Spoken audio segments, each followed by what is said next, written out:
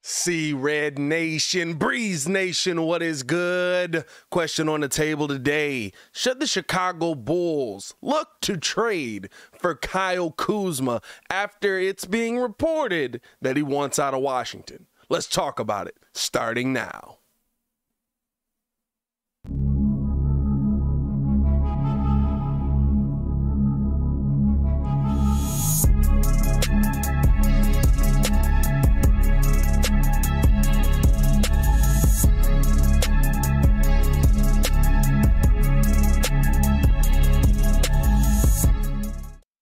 Now, if you are new to the channel, hit that like button, subscribe to the page, man, because we do talk Chicago sports daily on this channel. It's the only channel talking Chicago sports, how Chicago talk. If you're not new to the channel, hit that like button, man. The likes and comments do help. Let me know how you feel in the comments below. Should the Bulls look to sign Kyle Kuzma, trade for Kyle Kuzma as we're getting closer to this thing, right? Because listen, we got some issues here in Chicago, right? Like, not to say that this team is all of a sudden just going to fall apart and be done with, right? I'm not even saying that it's time to go full rebuild, full blow it up, none of that, right? But here's the thing.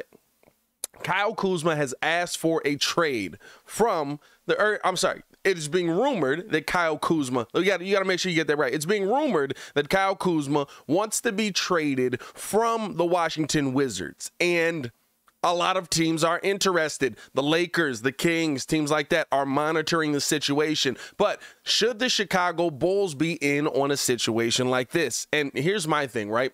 Looking at Kyle Kuzma, the kind of player that he's turned himself into, I think that last year, ironically against us, right, he kind of figured out the player that he wanted to be. He's turned himself into a much better post player, much better player down low, able to go down there and get the rebound, take that ball off of the dribble and go down on the other end and be aggressive with it, right? I think he kind of found his niche in the NBA, and I think he just kind of learned his NBA body, right? I believe, didn't Kyle Kuzma grow like 4 inches coming into the league, right? Wasn't he? He was like 6'7" or 6'6" over in LA, and now he's like 6'10", 6'11", something like that. So I think it took him a minute to kind of figure out what his NBA body was and what role he was going to be able to play outside of standing next to LeBron James, which is ironic that the Lakers want him back. It's kind of interesting. But at the end of the day, right, like, now I'm looking at a situation where, okay, there's a player that's come on the market that says, hey, I don't want to be here anymore. And he's putting up really, really good numbers this season. Overall, right, averaging 21-7. But when you start to look at some of those individual games, right, 35, 12, and 3 on 14 of 27 shooting, 7 for 11 from the three-point line, right? 27 and 3 the other night. He was 4 for 10 from the three-point line, 8 for 21, 27, 7 and 7, 9. I think that's against us, right? 27, 7 and 7, 9 for 20. He was 4 for 9 from the three-point line. He's a player that adds versatility. The defense leaves a lot to be desired, right? Excuse me. The defense leaves a lot to be desired. I'm not going to say Kyle Kuzma is going to be out there shutting guys down night in and night out, but on the offensive end, right, he's absolutely a threat that I think could be an asset to the Chicago Bulls. And I know a lot of people are kind of like, well, how does he fit in with what we have going here with Zach LaVine and DeMar DeRozan? Wouldn't that just add in one more score into the mix? I think what it does for me, right, is it adds in one more guy who has an ability to actually take the ball off of the rim and just take off. We don't have a lot of that here, right? Like, we have guys that grab the rebound and then they kind of, okay, let the defense get past me and then we're going to bring the ball up. All right, here we go. Or is Vooch grabbing the board pretty much every time? And then, right, like, we don't have those guys that get the Bulls out on the fast break. And I'm not going to lie, this team was built to be out on the fast break. This team was built for transition. Javonte Green, DJJ, Zach LaVine, right? Like, this is a transition-built team, and we haven't seen that transition ever since Lonzo went out. Now, Kyle Kuzma, to me, does not replace Lonzo Ball in the slightest. I'm not saying that. But what I think it does is it gives you somebody who can be a rim runner for you, which is something that this team desperately needs at that power forward position. Now, here's the thing. I do want to know how you guys feel. Let me know in the comments below. What do you think the Bulls should do? Should the Bulls be in on Kyle Kuzma? I'll be down there talking with you guys as well. Another thing that I think a lot of people will ask, well, how's Kuz going to play off of Vooch? I'm going to be honest with you. I'm not worried about that at all. I think that is the easiest thing for me, right, to look at and say I'm fine with it, because I'm watching Kuz play off of Kristaps Porzingis, and I think Vooch is a better Kristaps Porzingis.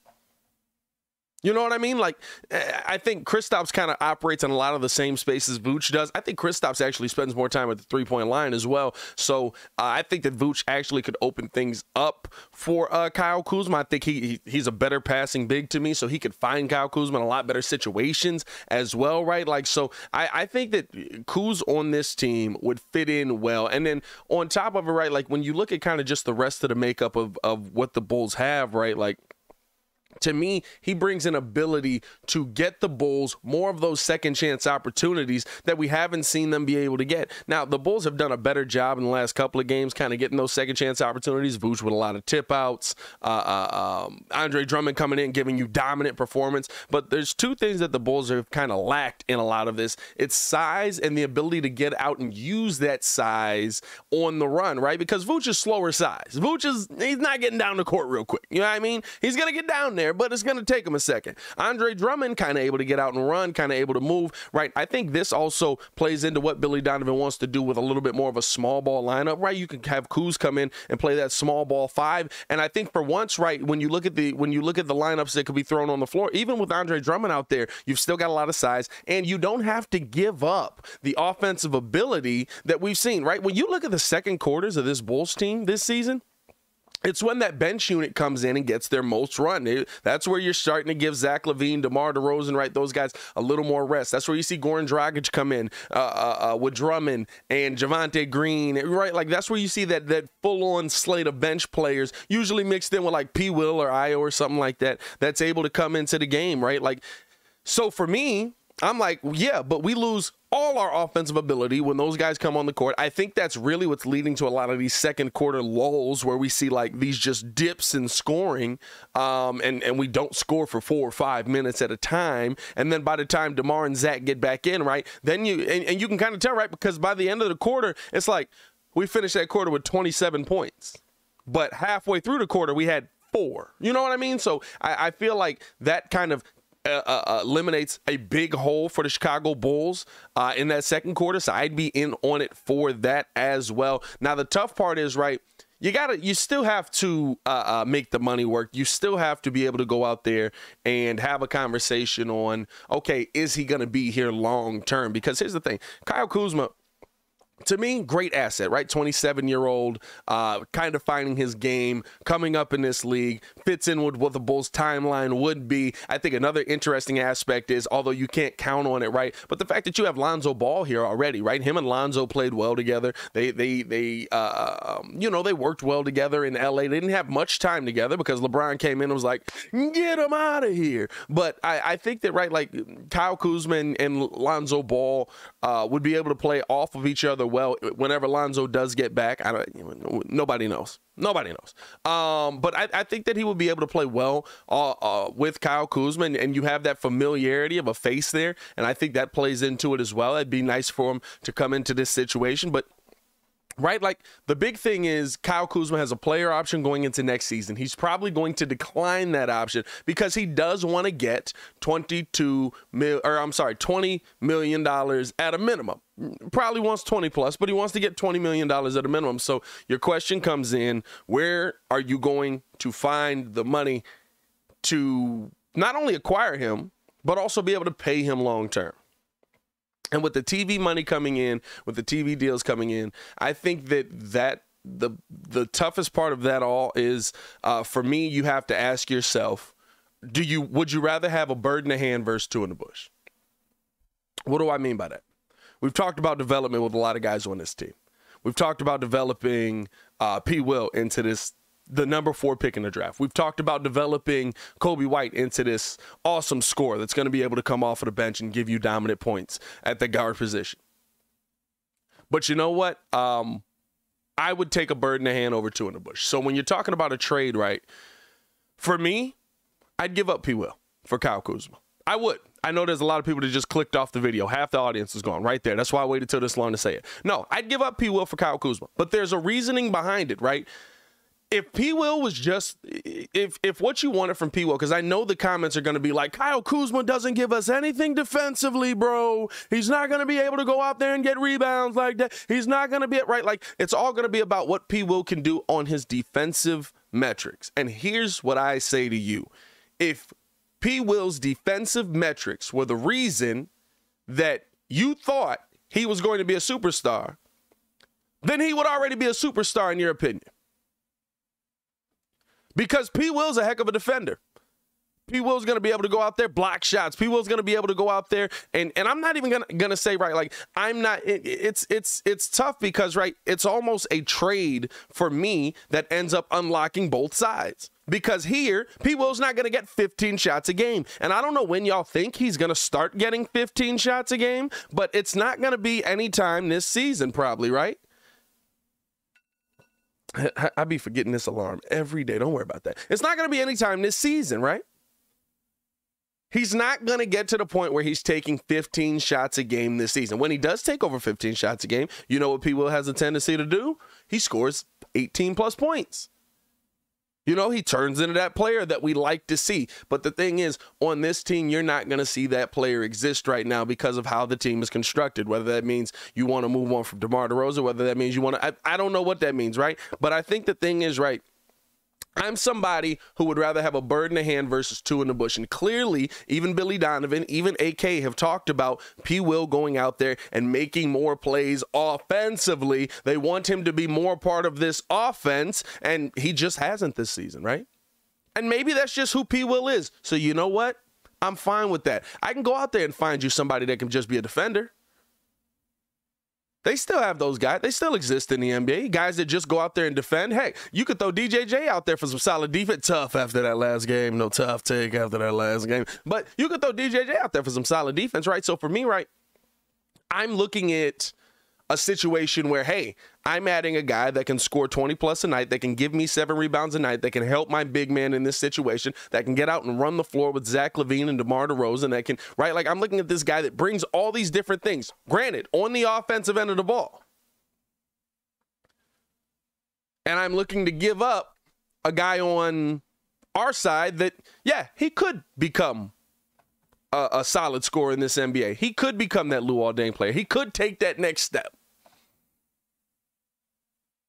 But if he does take that next step, we want him to be this kind of scorer. We want him to be this level of offense. 35 points a game, 20 points a game, 27 points a game, 26 points a game, 7 boards, 12 boards, 7. He hasn't had a game where he's had under 7 boards since November 7th. So for me, right, I'm getting the bird in the hand versus the two in the bush. Coby White's a throw-in at this point, right? Like Kobe, I will say, Coby White playing much better. I like what we're seeing from Coby White. I like the game that he's putting out on the court. I think he's doing a better job, excuse me, this season, both offensively and defensively. I think he's finding his shots better. But you know what?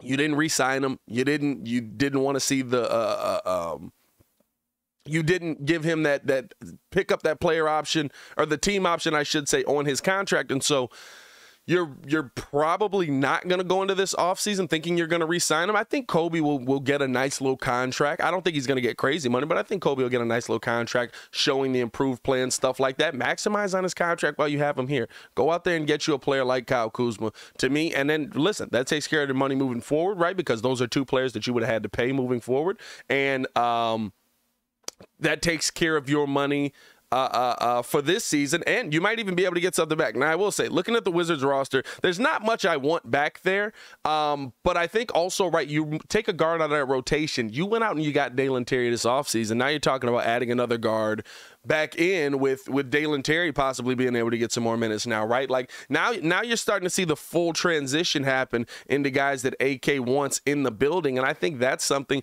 that you could take advantage of as well, because there's a log jam at that guard position, right? Like, I see a lot of people clamoring for Dalen Terry minutes, like he's going to be the reason why the Chicago Bears win, or Chicago Bulls go out there and dominate, you know what I mean? And at the end of the day, he's not going to get tick with this many guards on the team. He's got to get through Javonte Green, Coby White, Zach LaVine, DeMar DeRozan, Ayo Dosunmu, right? There's 5 guys just there. Goran Dragic, that's 6, right? Like, you got to get through 6 guards to even sniff getting in this rotation, right? So for me, I think that this move not only opens up things for the guys you have in your pipeline already, but also adds guys into the building that are going to be able to have instant production. And I would love to see Kyle Kuzma here in a Bulls jersey. I think he would be an asset to this team. I think he would be a great ad. I don't think it's going to be this crazy price, right? Like, I see the Lakers and Kings and stuff monitoring it. If those are the teams that are monitoring it, they don't have a ton to give you either. Lakers have more players to send back. I'm sorry, Kings have more players to send back. Like, if they really want to, like, ship guys out, I guess they have the ability to do that. But the teams that are in this race are more so sending players back to you. And I don't even know if players even that have the same hyper potential as P. Will does around him, right? Like, the potential of P. Will sounds amazing. And the tough part about it is I think P. Will go to Washington and he'll be the player we think he's going to be. I do. But I don't believe that with the current regime that we have here, P. Will is going to be that player here. At least not till Demar is gone. Unless you, like, fully move on from Demar, right? Because you got Zach for 5 years. I think AK and Eversley and Billy Donovan expected this step to come. And not to say P. Will hasn't taken a step. He has. P. Will's absolutely improved his game. He's shooting better. He's playing better. He's attacking the rim. All those things are true. But again, like Billy Donovan talked about with this season, consistently inconsistent with it. Consistently inconsistent with it. But hey, I want to know how you guys feel, man. Let me know in the comments below. Should the Chicago Bulls trade for Kyle Kuzma? I'll be down there talking with you guys as well. To continue watching our Chicago Bulls content, click the links on the screen or check the links in the description below. Make sure to check out yesterday's video as well. We got a lot of content coming you guys' way, so we appreciate you guys for showing love the way you have this season, man. As always, it's your boy Pat, the designer, back at it again. I just said all that. Y'all stay safe out there, Chicago. I'm tired. It's early. Yeah. Y'all stay safe. Peace.